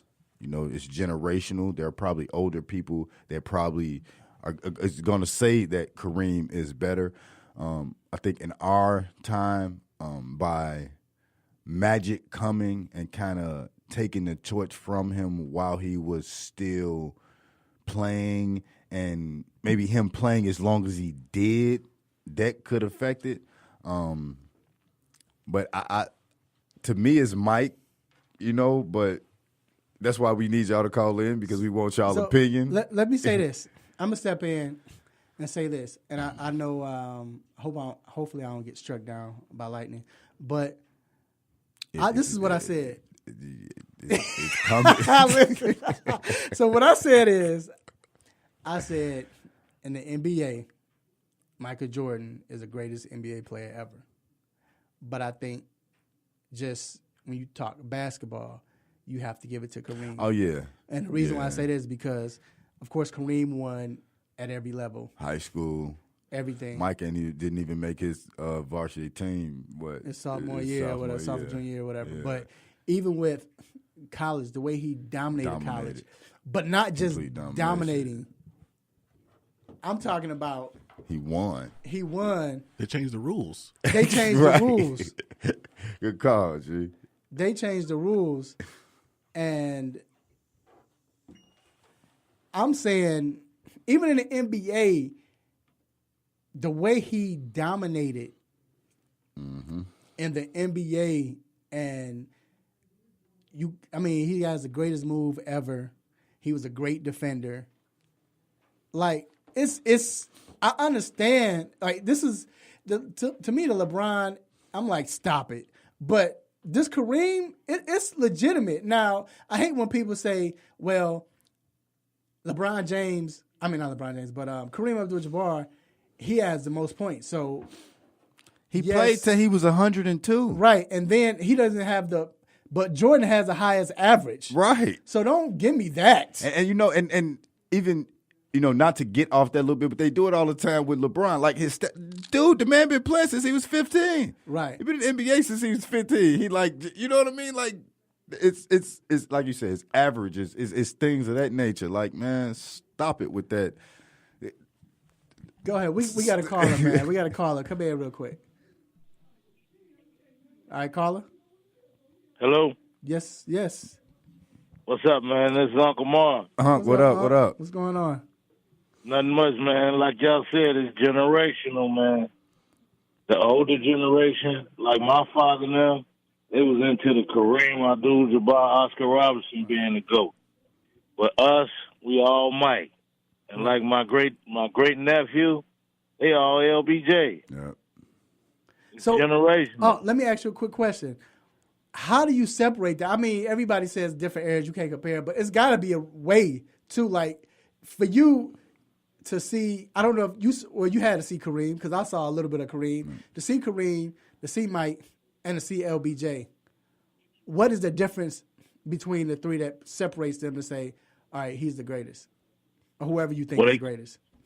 They couldn't be stopped. I mean, you couldn't stop them, man. There's no way possible to stop the person. Right. All you can do is try to make the other players around them beat you. Right. All right. Now, with that being said, you saw all three. What's your opinion? The GOAT. Yeah. Jordan. Yeah. Jordan played the talent that Jordan played against. Yeah. Right. Jordan played against the top 100 players of the game. Yeah. I mean, LeBron can't necessarily say that. LeBron can't say that. Appreciate that for calling in. Yeah, Definitely appreciate. Right. That's. But Kareem, though, the thing is, though, with Kareem, I think you look at how when he came in the league, like I said, he was this guy that nobody, everybody knew. He changed the rules in college. You couldn't dunk anymore. Then he come to the NBA, and his first game, I think he had like 29 points, 13. I mean, it was like, okay, this is real. And I want to ask y'all, do y'all think, I wasn't there to watch, so I don't know, but I'm just going by the videos. He has 6 chips, I think, right? So, yeah, because he has 5 with LA. So with his 6, was he the leader of the team? Like with Oscar Robertson, was it? When he won with Milwaukee, that was his team. Yeah. That was definitely his team. Yeah. Oscar Robertson came to them. Right. Because he hadn't even been to a finals. From the Royals? From the Royals. But that's my point. Yeah. But that's my point. Is it because of the fact that now you bring in Oscar, now they win? Now, true enough, Kareem might not have had help. Yeah, he didn't, apparently. Well, when they went, it was his second season in the league. Right. Okay. When he won that first championship. Okay. Dang. And his numbers was probably crazy. I'm sure they were crazy. And then when he went to LA, you had Magic, who saved him, But I ain't gonna do that. You did kind of like you wouldn't have got it. You wouldn't have got it without it. And he was much older then. Well, with that first championship with Magic, Kareem would have been Finals MVP. Right. Had he played game 6. If he played like 5 minutes and Magic still did what he did, Kareem would have easily been MVP. But they gave it to Magic for that one game. I don't like that. I think that's wrong. But Magic had a good season. I mean, he had a good season. Kareem was killing him the whole series. Yeah, but you can't come in. But he missed 2. But he missed 2. He did miss 2 games. He missed 1. He missed the last one. Yeah. I thought it was game 6. It was just the last game game 6. where Magic started at center game and 6, went on. right? You better give me. But it went game 7, I thought. No. It didn't go yet. No, it went 6. Okay. And he got hurt in game 5. Right. And then in game 6, they were already up 3-2 and they won. Man, Magic owe him an MVP finals MVP trophy. You need to get you can't take my trophy for one game. Hey, man, you better get my trophy. Right, so now I think Kareem gets punished because of the fact that Kareem, he was that guy. He was like a Barry Bonds.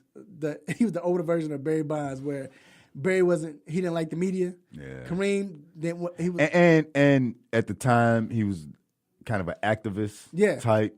You know what I mean? So I'm sure that affected his media coverage, and then you get Magic with the beautiful smile. You know what I mean? When he smiles, it's like the world changes. And then you got this other old guy on the team that don't even want to talk to us. Right. And I think that's why you don't hear this debate more often, because when you think about it, it should be. I know when I came up, it was Dr. J or whatever, but for the most part, my uncles and everybody, shout out to Uncle Bubba, whatever. I always tell I remember he taught me the Kareem skyhook. He was teaching me at the age of 5 years old. What you was gonna do with it? I mean, he just taught me. You know? What that is that at that time, probably like the coolest player, the one everyone wanted to be like, was Dr. J. Right. And even though Kareem had this unstoppable move, and even since then, like even as recently as Andrew Bynum, he has tried to teach that move, but it's like it's not cool. Nobody can, right. It's not that it's not the cool. It's not the cool thing to do. Don't nobody want to see you do this skyhook. It's only cool when you do it. I want you to dunk on somebody. So are we saying that with this whole situation that Kareem is getting the unfair, I guess, unfair look, or he's not getting. Everybody loves. Yeah, and I think and I think it has something to do with us as the media also. Right. We don't talk about him, and could that possibly be because of his activism that he was doing back then when it wasn't cool to do, and he still speaks out on it now. You know, you think about the pitcher, him, Jim Brown, I think it was Muhammad Ali, Right. like he Bill was, Russell. right, Bill Russell. Like, is that why he wasn't covered like that? Going into later on in his career when he was is that why? Maybe, but you just and then like he said, It I ain't- mean, it- it was it- that yeah. sky was cold back then, but Nobody wanna do that. again, Nobody wanna nobody, do that. you know, Nobody they wanna- want to see It was somebody only dunk. cool when he did it. They want to see Right. somebody jump from the free throw line. like you said, he tried to teach Bynum, and he just can't get it. Nope. I think he tried to. Shaq kind of had a hook shot. Yeah, but wasn't- whoever he it- tried it- to teach it to, they just weren't feeling it. Yeah, it definitely wasn't Sky though. Shaq was more. It was. It's in the same category as Rick Barry trying to teach free throws to anybody. Yeah. The underhand, Yeah. you go more accurate, but Right. it doesn't. It look don't cool. look good. I don't want to do that. So look, man, we're gonna end it. But it real quick, you say Mike, right? Yeah. Big Mike. Big Mike. You say Jordan? Yeah. It's Jordan, man. The only person, dog, to be the MVP, Defensive player. defensive player of the year, had the most steals that same year. Scored, averaged the most points, averaged 37 that year. Dunk contest. Jay. Dunk contest. 30. Look, he averaged 37.5. Led the league in steals. MVP. The defensive player of the year. Come on, man. He gotta be the In that greatest. year, he won everything but Ev- a championship. Right. Yeah. Like everything. Like, dude. And if let's, of course he didn't win it, but if he had went to the finals, he probably would have won that, been finals MVP. It would have been like how can you compare to that? And again, we always talk about LBJ, but what the defense at? And not saying he's not a good defensive player, but where the Awards. accolades when it comes to defense. And I'll leave it like this. This is only Jordan's They- fourth year in the league. That Look, year we was go- crazy. yeah, And we- he missed one because of a foot Right. injury. We're going to take a quick Please break. keep that in mind. And-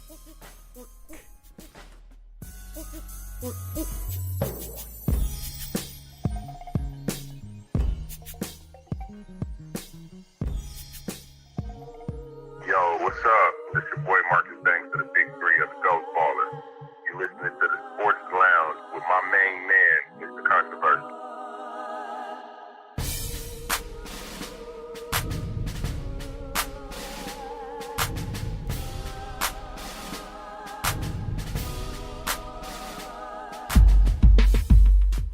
Have you been looking for a radio station that gives you sports, I don't believe it! It's a touchdown! entertainment, Are you not entertained? and other special interest talk shows Well, isn't that special? all on one app? Yo, that's dope. What app is that? It's the real 1100 AM app for WWE. Grab it for free in your Google Play or Apple App Store today.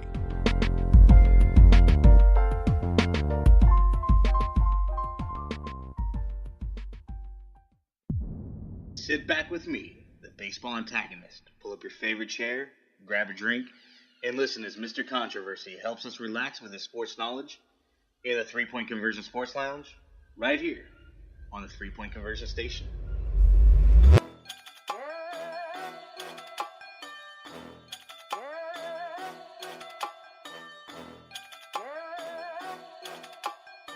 Yes, we are back inside the 3-Point Conversion Sports Lounge. Mr. Controversy here with The Intellectual. Yes. Great debate. Hey. The weather finally broke in the A. It's sunny outside. We can, No, I don't mean like just today. I'm just Oh, saying yeah, just overall. period. All Right, week has right. been crazy. You know what I mean? It's a little cloudy today, but Yep. still gonna get it in. You know how we do on Saturdays. But I'm going to tell you right now who's on top of the clouds, who's on cloud 9 right now. We have a special guest who's been here before from the 3-Point Conversion series, The Next Level, who played at the one and only Alabama Crimson Tide. Roll defensive tackle, Tide. who just got drafted by the Pittsburgh Steelers. My man, Joshua Frazier. What's going on, Joshua? How you doing? I'm good, bro. How you doing? Right, that's the question. For real. I just, still waking up as a Steeler, super blessed, came a long way, so I finally made it, but I can't stop the grind now. I got to keep going, Right. Definitely. Right. That's definitely the man. best mindset to have. So let me ask you, bro.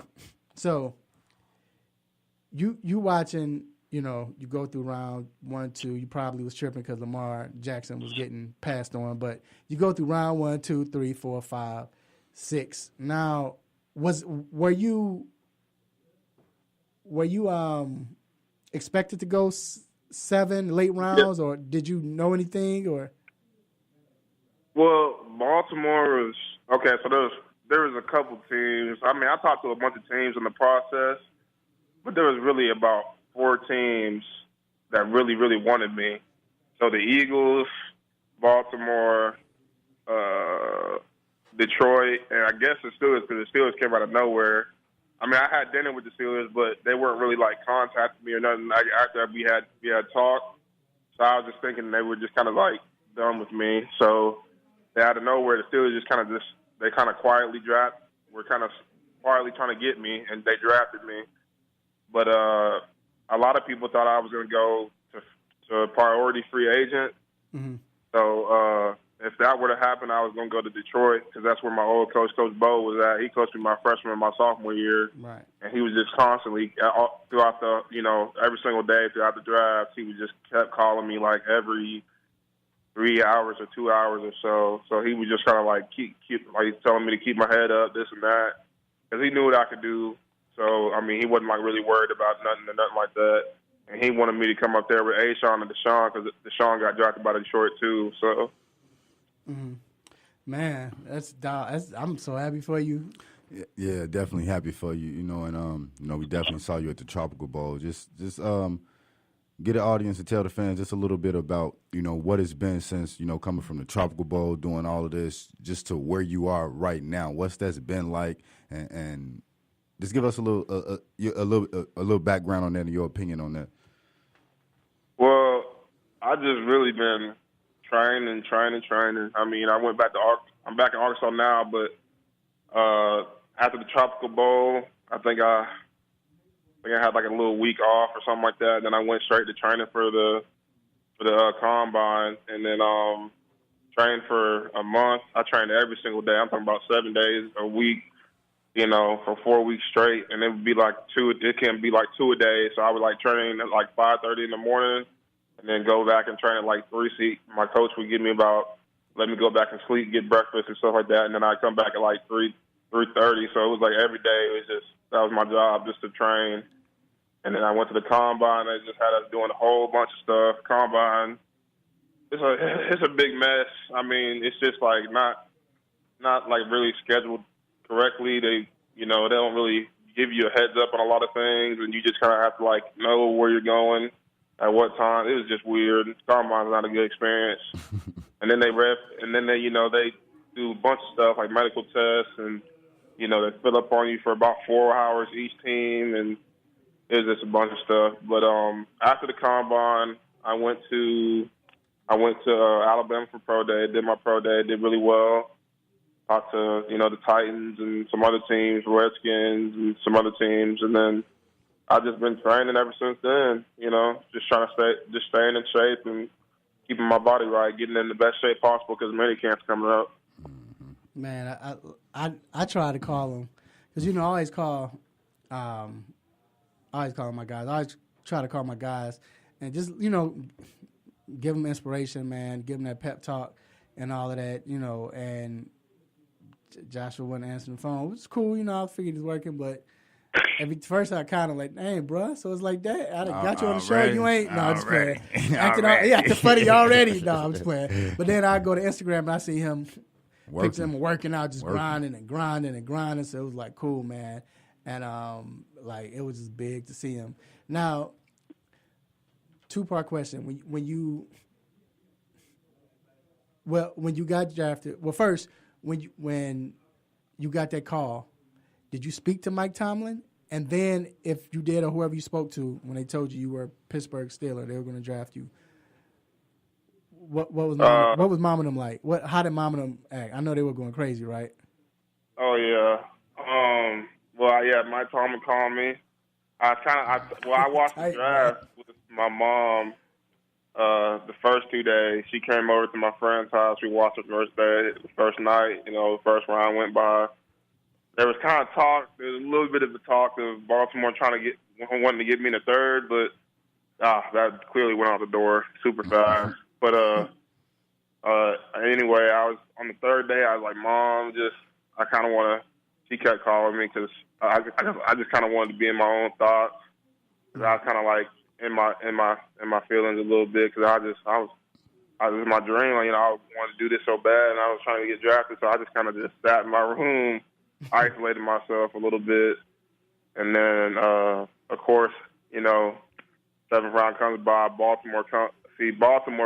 They were like really the GM and the coaches. They just kept blowing up my phone all day long on the third day, talking about, Josh, we really want you, blah blah blah blah blah. And they got my boy Tim and my boy Marlon up there, and they also got C.J. Mosley. So I mean, and they wanted to get another Bama kid like me.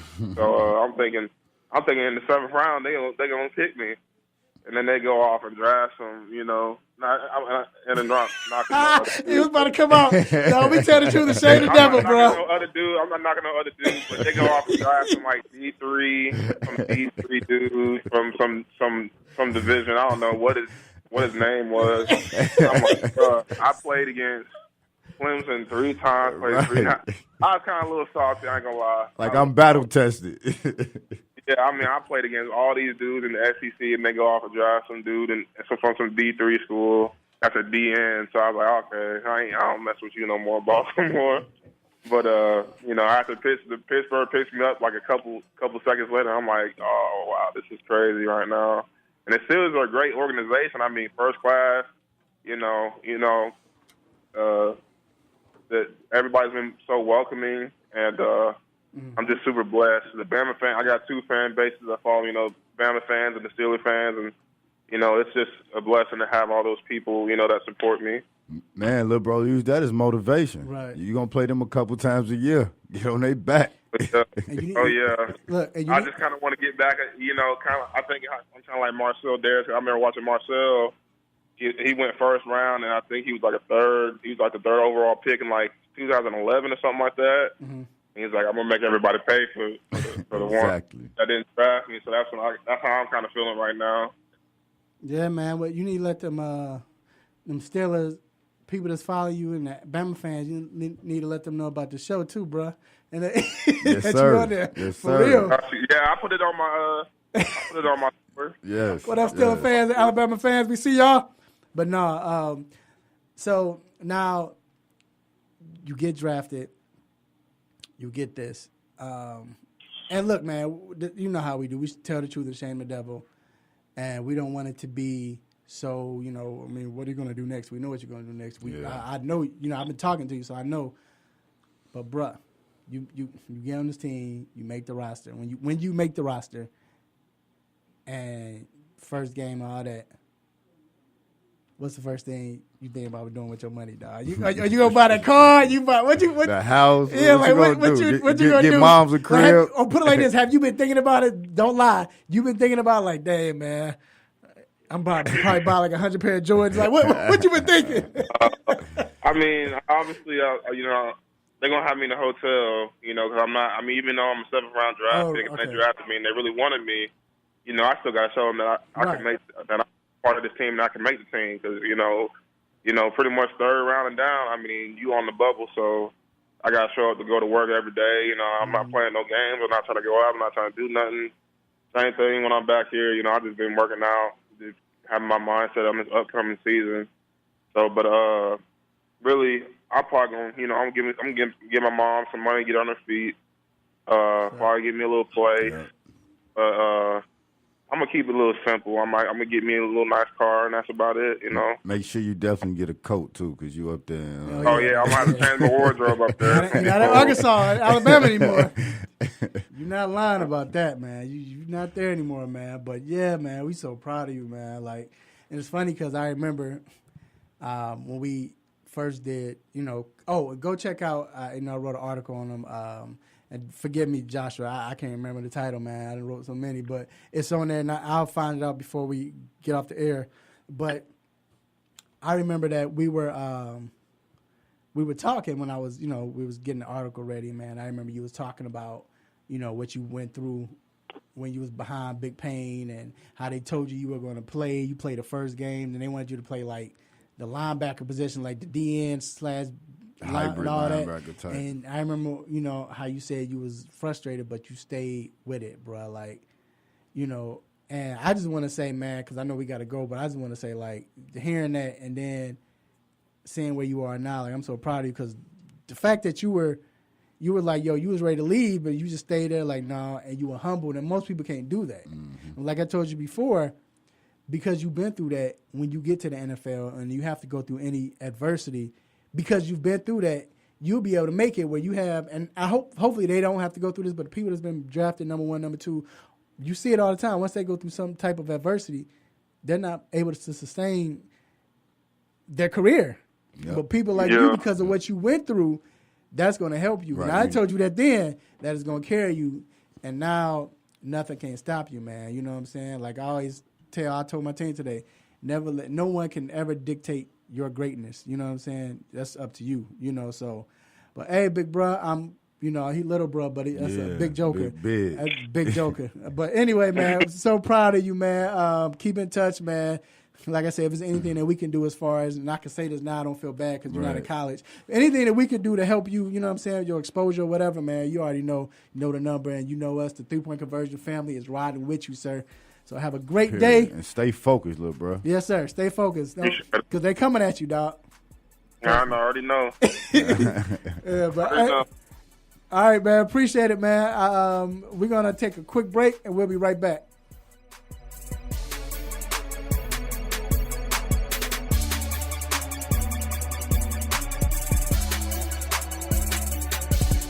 Homeowners, in today's world, no neighborhood is immune from burglaries. Get a state-of-the-art monitored home security system for Protect Your Home, your authorized ADT dealer, and get peace of mind today. Call right now, 1-888-213-2244, 1-888-213-2244. Local permit fees may be required. License number CAACO 6320, KY City of Louisville 483, and FLEC 130033427. Call for additional numbers. Call now, 1-888-213-2244. Stuck in a high dollar, low gig family plan? Right now, switch to Boost Mobile's best family plan and get 4 lines for just $25 per line, each with unlimited gigs. Plus, get up to 4 free phones. Boost makes it easy to switch. Switching makes it easy to save. What's up? This is Justin Gibbons, defensive back, Montreal Alouettes, and I'm just kicking back listening to that 3-Point Conversion radio with my boy, Mr. Controversy.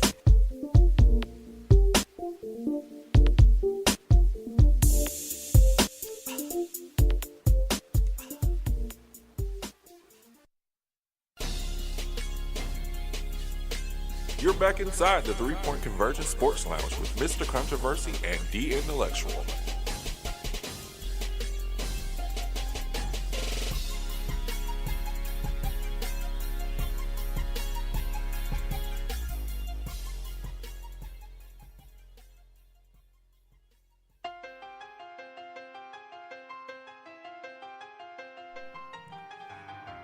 Y'all know what that means. About ready to spit. Yeah, you ready to spit? That's that battleground music. Once again, congratulations to Damien. Your stuff is about to be on its way. We're just waiting for the shirt, D, and you about to get that shirt. But everybody else, get ready, man. Y'all let me know who wants to participate. G already said he's gonna be in the next one. Who wants to participate and show that they are the king or queen of sports? G gonna shut it down. G? Yeah. Yeah, I gotta find a hard question to ask. Definitely come with it. Hey, and look, if you all want to know, go to the 3pointconversion.com. Mr. Joshua Frazier, who we just had on the show, go to the 3pointconversion.com and click on. When you click on the NCAA tab, you'll see where you can click on another tab that brings you to the next level. And his article, or you could just Google it, it's called Joshua Frazier. No one said it would be easy, but my hard work will make it simple. Yes. Go look at that, and yours truly wrote that. Again, congratulations, little bro. Congratulations, little bruh. All right. So, it's time for some MLB talk. Yes. And these Atlanta Braves right now are killing it. The Braves right now, man. The way they are playing, it's inspiring. It kind of reminds you of that '94 season, when they came out of nowhere and start balling with Ron Gant, Terry Pendleton, all them jokers. When it first started, we was like, it's early. Yeah. It's still a little early, but around this time, and of course, as it goes, the team kind of turns into who they are. Again, it's still talking about baseball. It's a 162 game season, so it's definitely a lot of games to go. But around this time, the team starts developing into who they are, especially a young team. So maybe the Braves saying that they don't have to wait. Yeah, they don't. And how they're playing, man, they have so much talent, and then they're playing. They're actually, maybe their rebuild started quicker than they even thought. You know what I mean? Like the kids was like, "We not waiting." Right. And like I said, man, I just think that this team right now, and like last night, like Crystal mentioned in the news flash, it was a packed house. They had over 48,000. Man, they ain't had that much. I mean, this is the highest total of people they had, or fans they had, since the stadium opened. Yeah, it's a nice stadium too. That's a lot of people. Yeah, but that's a lot of people. So you don't like it? Man, I'm gonna go again, and I'm going to see. But when the first time I went, you can go kick it there. You don't even got to go to the game. You said what? You can go kick it there. You don't even have to go to the game. True. I just even don't when like baseball season. I just don't like the fact that it's right there where it is. I guess that's what it is. Because like the background of it is like, you know what I'm saying? Like, I don't know. What, it's not a good view, or you're not in the city. Usually you go to baseball stadium, you see the city outline and everything. I don't want to look and see. You basing that off our bias. You basing off our bias again. It's not the only stadium. That's what I'm saying. You basing it off our bias again. We used to everything big. Yeah. Right there. I liked it when it was downtown. That's a dope stadium, yo. It's a dope stadium. I'm gonna go back and I'll be back soon. Check out Yard House or something. I'll be Yard House, all that. But what about this guy? We talked about the Braves and the young guys, but this is a guy named Mookie Betts. Man, look here. Tell me about this guy named Mookie Betts. Young boy out there killing it. Okay, we 28 games in. Yeah, go ahead. 13 home runs, 26 RBIs. He batting .365. He got a on-base percentage of .443, slugging percentage of .856, OPS of 1.298. He killing it. And what's their record? He killing it. 23-9. 23-9. Man, he killing it. Look at his numbers the kid putting up. But this is pretty much what he's done since he's come into the league. Yeah, he has. He just tore it up. He's been tearing it up since he's came in the league. He had last year was a little bit of an off year, but he still on an off year put up 24 home runs, 102 RBIs. Wow, this dude about a bit of what 5'8" or something. Yeah, like that? he's a little guy. Electrifying. I heard him earlier this year. He had the mic on him. He's a character too. You know what I mean? He's funny. He had the mic on him. He was mic'd up. I think a ball went over his head. He was like, "Yeah, it's gonna be trouble, guys." And I think the person turned into a triple. It's just funny to hear a MLB superstar like, "Yep, didn't get that one." But man, look these numbers. His team winning. Man, he got to get his due diligence. So.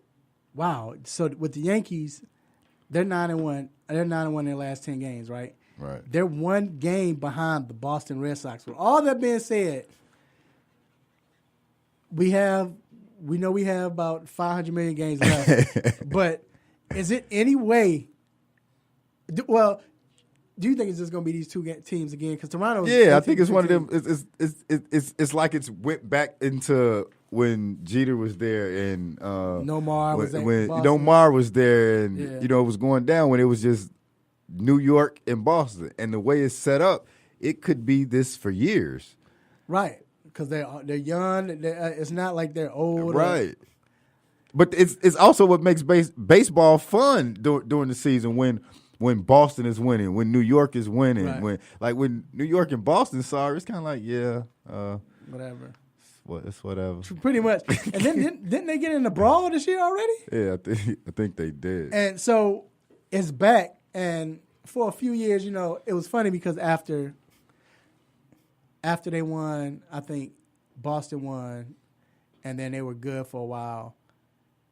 It kind of, like you said, they weren't that good, and both teams started to decline. Yeah, it wasn't that fun to watch Boston and Yankees play. Like they'd be on TV, and I'm just whatever. Turn. You remember back in 1999, 2000, 2003, that was must see TV. Got to see it. You have to see it. And now it's like, what other rivalry can you say besides the 49ers? San Francisco Giants and LA Dodgers is like that. And that was the only other one I had was Giants and Dodgers. I mean, the Cubs. Cardinals and Cubs always going to be. The Cubs, when the Cubs got good, I guess, because when the Cubs got good, they were never good at the same time. We had 1 year and St. Louis declined after that. But you're right on that. But anytime they play each other, right, which is what a rivalry is, records can go out the window. Right. Because it's going to be, one of them things. But that rivalry, I believe in baseball, there is no rivalry that you can even compare to the New York Yankees and the Boston Red Sox. You know what I mean? And I think what goes into that is all the history, meaning the Babe Ruth trade, like all of the history that's in there. You can't. It's nothing you can compare to that. No, it's the best, and it's always been like that. I think. And as a baseball fan, which I am, I can sit down and watch a 9-inning game with no problem. Yeah. A lot of people are like, I'm like I don't. Yeah. I can sit there and watch 9 innings and I'm good. Getting mad at stuff. Right. Man, what you doing, dog? Because, and I think what people fail to realize is because it's such a chess game. Right. And, like, you can miss one thing in one of the innings and it'll throw off the whole game and you not know what's going on. You know what I mean? Now you don't see what's like, going I on. really love to watch the game. But, yeah, like you said, this rivalry is good for baseball. Mookie Betts is a beast. But then, and that's the good thing, too, both teams have superstars. Yeah. And that's what makes this rivalry. That's when it gets like that. Yeah, When they got a Betts, they got a Stanton, Aaron Judge. Right. You know what I mean? It makes it that much impactful. Right. You know what I mean? Right. And speaking of them, Dustin Pedroia, didn't he fall off a cliff? Yeah, what happened to Dustin Pedroia? He was a beast. Yeah, I know injuries kind of did something. He just slid down the hill. He's still there, but is he? Yeah, is he in Boston? Yeah, I would think. I just know at one point he was. Didn't he have a 200-year deal? Yeah, he's still there. Yeah, he there. He batting .318. He is? Well, no. I'm sorry. Definitely take that away. That was last year. So can we say? So he might need to be on a garbage watch. But look, he might need to be because he look like he on the disabled list. But look, we're gonna take a quick break.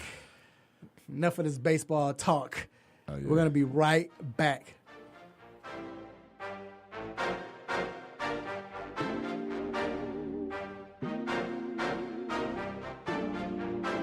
There's a lot going on in the world, and your world is always changing. That's why it's important to stay connected. The latest news, the latest entertainment, the newest music. If it's in the air or on the air, it can be in the palm of your hand, wherever you are, with the iHeartRadio app. iHeartRadio. Over 1,500 live radio stations from across the country, and over 15 million songs to create your own custom stations. Text IHR to 45495 to download the app or listen at iHeartRadio.com. Standard text and data rates apply. What's up? This is Anthony Hamilton, and you're listening to the 3-Point Conversion.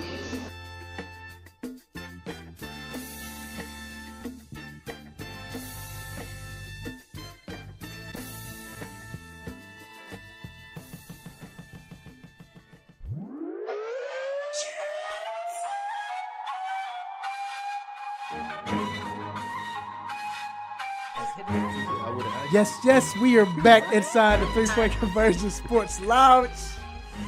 You know you hear this music, you know what time it is. But before you go, we have to give a few shout-outs, I should say. Shout-outs. Yeah, shout-outs. Let's just say it regular, shout-outs. I want to give a big shout-out to the man upstairs, God Almighty, for giving me this platform.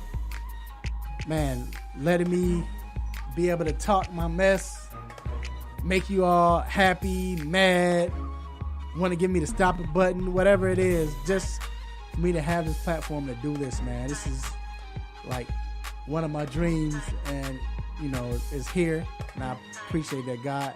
Also, I want to thank my engineer, who has now dropped to 45%, but we gave him an IV, and he made it through. Gee, appreciate you, sir. And also, want to thank Crystal for coming on and making an appearance. You know, she did a great job in Newsflash. You know, she's our news anchor. We appreciate her. And a man behind the scenes, my man, Mr. Gary. Appreciate you, sir. Quiet one. Doing things, you know. And I got to thank my co-host, The Intellectual. Yep. You already know what it is. Yeah, man. It was a great show. Got to give definitely shout out to the God, absolutely, for making this possible. Chris, my co-host, Mr. Controversy, for making this happen and continuing on what we're doing, trying to take over the world with this sports media thing. You better believe it. Engineer G, thanks for coming out, even though you voice a little gone, having issues, but you still made it. You always make it happen, man. Appreciate you for this week. Definitely, Crystal, thank you for being here, too. Thank all our friends, family, fans, everybody that listen every week. Without y'all, there is no us, and we definitely want y'all to continue to call in and be a part of this and listen and all of that, man. Right, and excuse me, I want to thank my family, beautiful family, for always supporting me, man, and cousins, everyone. I appreciate you all. People who listen, LA Broadest, my man Derek, Top Sports, you know who you are. Mr. King, I see you, sir. Who else? We had Vincent Jackson, the Fantasy Guru, or Juru, I should say. We had a lot of people listening. Cindy Cuts Barbershop, my sponsors. Cindy Cuts Barbershop, Sucker Free LLC. 1100 AM, The Real, Galen Ross, everyone. And, real quick, we talk about Cinco de Mayo, and I've been getting cussed out of here. But when I talk about Cinco de Mayo, the thing that is missing, the boxing. Your boy want to mess around and cheat. Triple G fighting tonight. I know. And it should have been Canelo. That's what I'm saying. Canelo should have been fighting. I forgot who he fighting. Some cat. I don't know, but I know he's not because Canelo's supposed to be fighting tonight, man. But either or. We'll talk about that next week. Yeah. It's definitely going to be, right. You know how Triple G But I appreciate everybody who's listen, and like I said, make sure y'all stay safe today. If y'all want to go out and party with people just because it's Saturday, you will go ahead and do that. But until then, same time, same show, same crazy host, same sports nonsense, same engineer, thank God, and same audience. Y'all love family, eat well, and have a great time. But until then, will you miss me? I'm out. Peace.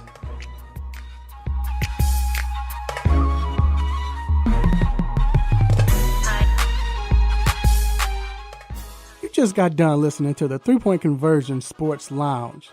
Be sure to follow us on our Instagram, Twitter, and Facebook accounts at the 3-Point Conversion. And also make sure you check out our website, the3pointconversion.com. Be sure to follow us live and listen every Saturday morning at 10 a.m. Eastern.